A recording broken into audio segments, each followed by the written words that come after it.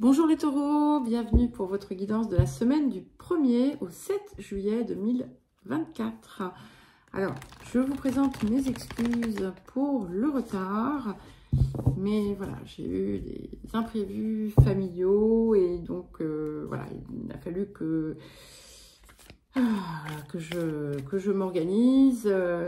Voilà, je vais partir demain. Je continuerai à faire mes vidéos et tout ça, mais voilà, ça va être... il a fallu que je mette en place pas mal de choses, ce qui fait que je n'ai pas pu faire toutes les hebdomadaires hier. Mais voilà, vous les avez aujourd'hui. Nous sommes le 1er juillet. Donc, je vous rappelle que c'est une guidance générale. Donc, ne prenez que ce qui résonne avec votre situation. Et si votre signe solaire ne vous parle pas, n'hésitez pas à consulter votre ascendant et votre signe lunaire. Donc, ne l'oubliez pas, ce ne sont pas des prédictions ou des prévisions, mais des énergies qu'il vous appartient d'utiliser, de travailler, qui sont là pour vous guider, mais tout est entre vos mains. Et pensez également à consulter vos guidances mensuelles, vos guidances de quinzaine, les messages lunaires. Vous avez tous les liens vers les différentes playlists dans la description qui se trouve sous la vidéo. Et vous y trouverez également mon mail si vous souhaitez me contacter pour une guidance ou un accompagnement personnalisé. Alors, nous allons commencer par l'énergie générale de la semaine. Ok, alors, nous avons la carte 12, la lune noire, Lilith.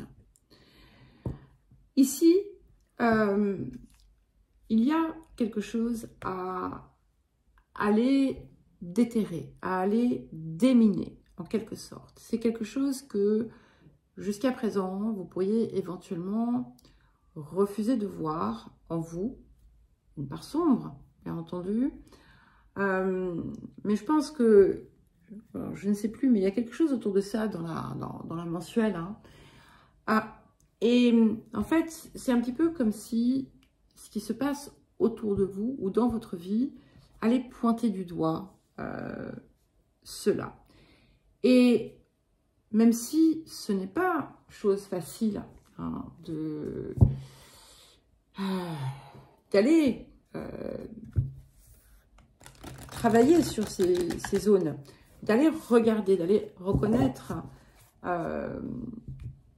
nos zones d'ombre, ça va être indispensable pour pouvoir éviter de répéter des schémas, des boucles. Et c'est une période qui va être extrêmement favorable, étant donné que nous avons cette carte.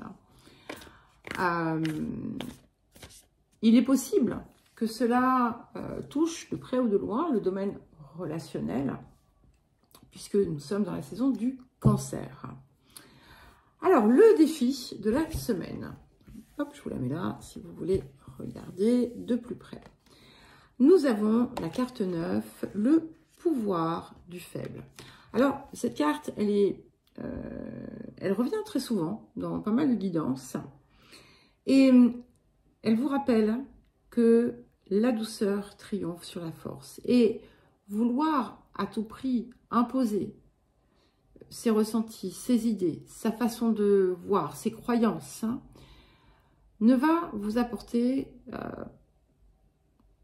que de l'inimitié. Enfin, peut vous en apporter.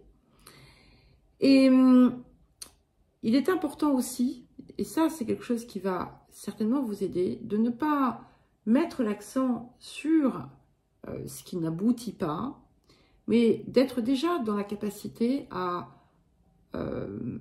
reconnaître chacun de vos succès, même les plus petits, d'en reconnaître la valeur et on va dire, d'engranger leur énergie pour vous aider à passer à la suite. Même si on a quelque chose qui bloque pour l'instant. ce qui est important aussi, c'est de voir où sont les véritables priorités, de voir où sont les véritables loyautés. Donc vous allez peut-être être confronté à certaines situations extérieures qui vont vous faire vous poser ces questions. Et ça va être indispensable, bien entendu, de savoir vous mettre en retrait de votre ego, de ne pas le laisser, en fait, prendre la place et vous écarter de votre véritable nature. Parce que très souvent, on a tendance à confondre. Alors, qu'est-ce que la semaine vous apporte? Ouais, nous avons l'arcane 15, la carte 15, pardon, de l'oracle Gaïa. C'est la tentatrice. C'est bien le... Voilà, c'est très en écho hein, avec Lilith ici, clairement. Donc, même si ça vous est pénible, c'est un cadeau qui vous est fait. Donc, ça vient en apport, d'accord? Donc, ne vous laissez pas, avec cette carte, vous allez être capable, vous allez pouvoir être capable, le serez-vous uniquement si vous le souhaitez, mais c'est tout à fait à votre portée, vous serez capable de voir où sont les vraies et les fausses promesses. Vous serez capable de ne pas vous laisser séduire par du clinquant, par exemple, mais par toute autre chose, par des paroles, par des paroles qui sonnent peut-être vraies, mais qui ne le sont peut-être pas. Et c'est important parce que, encore une fois, ça peut paraître comme ben, c'est plutôt quelque chose de négatif, mais non. Parce que là, vous allez être confronté à ça, et ça va vous sortir, ça va vous libérer d'un voile, d'une illusion. Voilà, ça c'est le cadeau en fait qu'on vient vous faire en cette période. Alors, nous allons passer à présent au tirage celtique. Et pour certains et certaines, vous allez comprendre que ça a pu vous arranger de croire certaines choses, mais qu'en réalité, en le faisant, en sachant quelque part au fond de vous que ce n'était pas la vérité, eh bien, vous vous faites, et vous êtes fait du mal. Voilà. Alors, le tirage celtique pour vous, les taureaux. Ok, on a déjà la première carte qui est ici. On va voir. Je finis de les mélanger et je vais les étaler parce que j'aime bien les prendre en ce moment. Alors, donc la première carte qui est tombée sur le présent, nous avons la reine de bâton. Donc ici, on est quand même dans une énergie de force, d'accord, d'une force créatrice, mais la reine de bâton peut aussi nous apporter, quand elle est dans sa dimension négative, une forme d'agressivité, d'accord? D'où ce défi de la période qui est le pouvoir du faible. Laissez-vous porter par ce que vous croyez être vrai, mais il y a des couches à enlever. Alors, je ne sais pas si c'est clair hein, ce que je vous dis là. Voilà, vous me le direz certainement en commentaire. Nous verrons bien. Oups, pardon. Alors, vers quoi est-ce que nous allons? Alors, vous voyez, c'est intéressant. Reine de bâton, reine d'épée. Vers la vérité. On va vers la vérité, vers l'expression de la vérité. Donc, il y a quelque chose hein, qui vient se dévoiler. Il y a beaucoup plus de lumière, du coup, parce que finalement, on va quitter un état qui était peut-être emporté pour et qui du coup crée toute une zone de flou, de mirage. D'accord, j'ai l'idée d'un mirage. Et là, on en sort. Il peut y avoir un soutien féminin. Et ce qui est intéressant, c'est qu'il peut y avoir les deux. C'est-à-dire que vous pouvez avoir d'un côté une énergie féminine qui vous maintient dans une forme d'illusion, et de l'autre côté, une autre énergie féminine qui peut vous faire voir certaines choses. Alors, les énergies du passé. Nous avons le 7 de bâton. Donc ici, quand même, on sent hein, une force, une volonté, une détermination.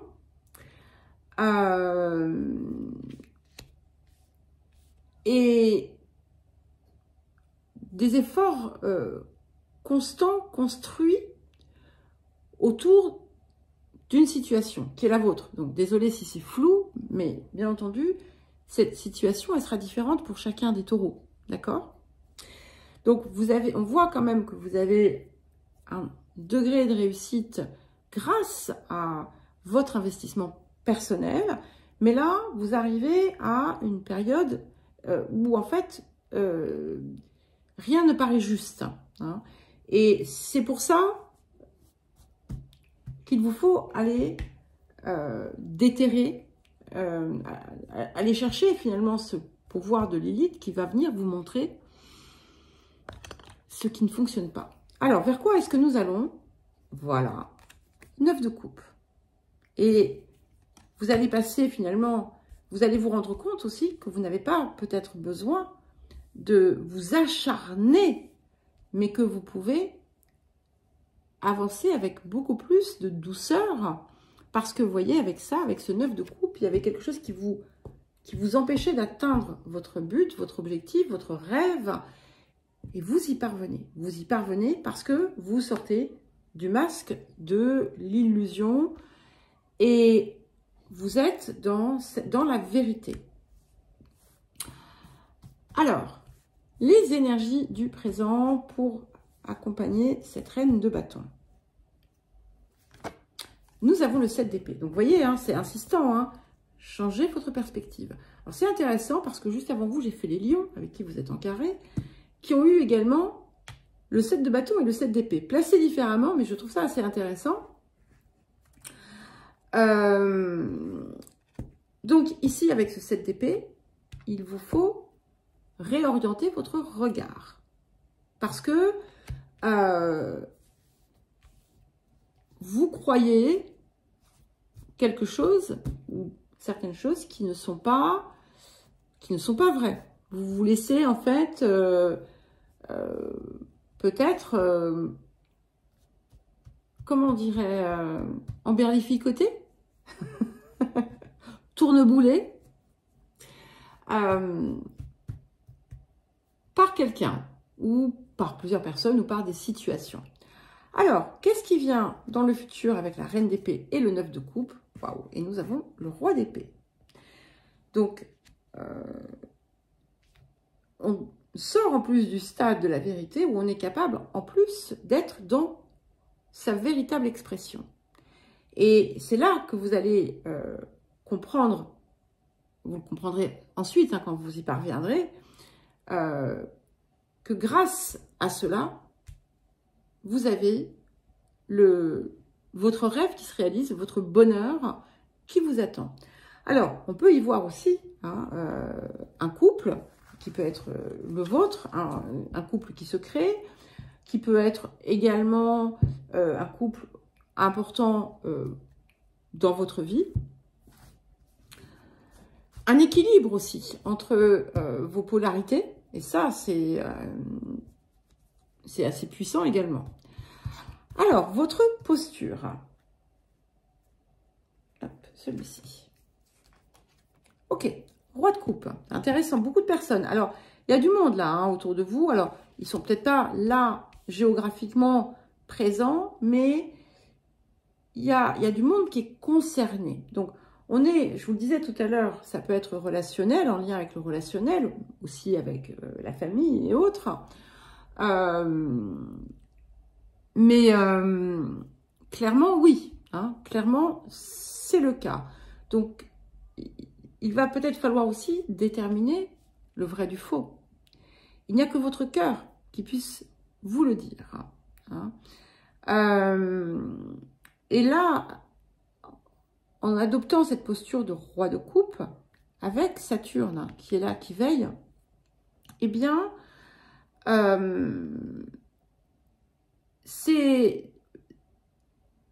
vous allez laisser parler, finalement, la sagesse de votre cœur. Et il y a des choses qui vont pouvoir se corriger. Alors, les facteurs environnants. Alors, hop, je prends celle-ci. La tempérance. Donc, ce qui est intéressant, c'est que ce qui n'était peut-être pas le cas auparavant, c'est que il y a une énergie pacificatrice.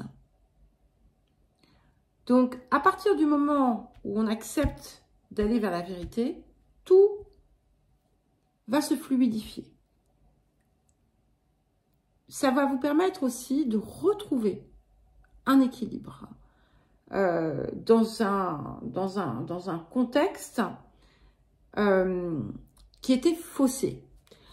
Alors, les émotions intérieures. 7 de denier. Donc, phase de bilan. Hein. Donc là, ici, on ne se voile pas la face. On va chercher véritablement à comprendre, à faire un bilan de ce qui s'est passé. On a quand même 3-7. Donc, il y a une énergie latente de victoire, de réussite pour vous, qui est confirmée en plus par finalement, ce 9 de coupe, qui va être le couronnement, en quelque sorte, de tout ce travail. Et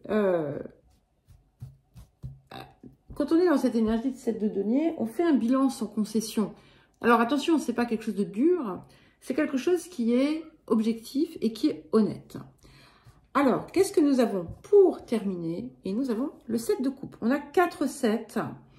Alors ici, du coup, ça va donner à ce 7 de coupe sa version la plus belle, la plus juste. C'est une multitude de possibilités qui s'offrent à vous parce que vous allez réorienter en fait votre vie d'une façon plus vraie, d'une façon beaucoup plus vraie. Et il y a cette idée de naissance de quelque chose, de neuf et d'abouti parce que ces 4-7, ça nous amène au chariot.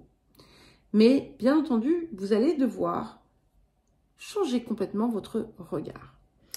Eh bien, voilà les taureaux sur cette guidance un peu particulière, on va dire. Je vous souhaite une très belle semaine, je vous embrasse et je vous dis à très vite.